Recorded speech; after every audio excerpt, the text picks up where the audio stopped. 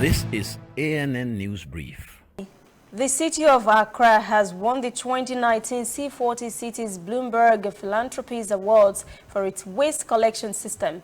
The award was announced in Copenhagen over the weekend at the C40 Mayor Summit in Denmark. The Future We Want Engages All Citizens Award went to Accra for its informal waste collection expansion. Accra had integrated its informal waste collectors into the city's official waste management system. This is said to be the environmentally friendly and which promotes solutions to climate change, who won one of the 6 prizes at the summit. Mayor of Paris, Anne Goldago, Lord Mayor of Copenhagen, Frank Jensen, alongside fellow mayors from Seattle, USA, and Freetown, Sierra Leone, joined with youth climate activists from the US, Uganda, Germany, and Denmark to commit to work together with delivering a global Green New Deal.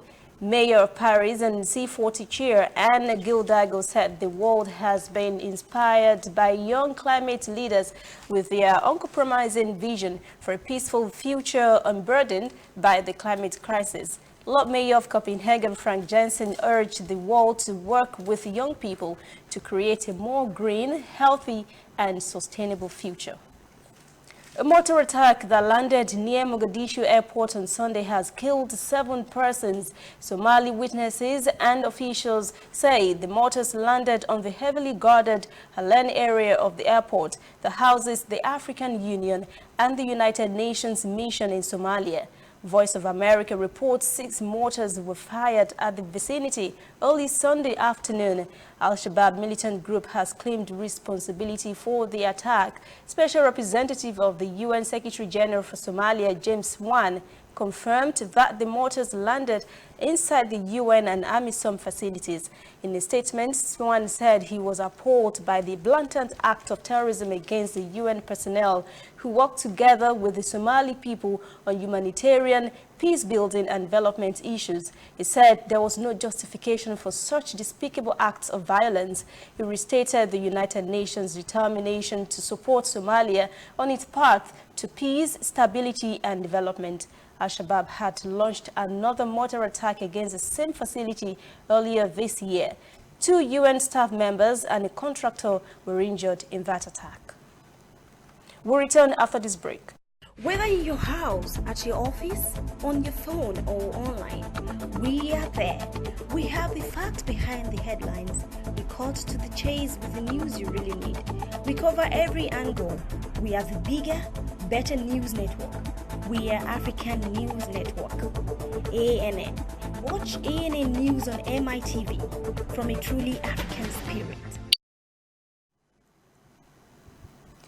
Tunisians were at the polls on Sunday to vote for president in an unusual contest that has pitted a populist tycoon who just got out of jail against a conservative professor backed by resurgent Islamists.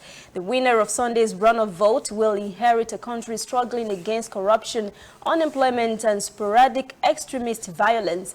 The voters were to choose between 2 candidates who have never held political office.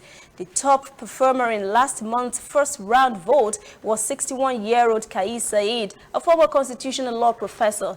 His challenger is Nabil Karu, a 56-year-old media mogul who spent most of the campaign behind bars on accusations of money laundering and tax evasion.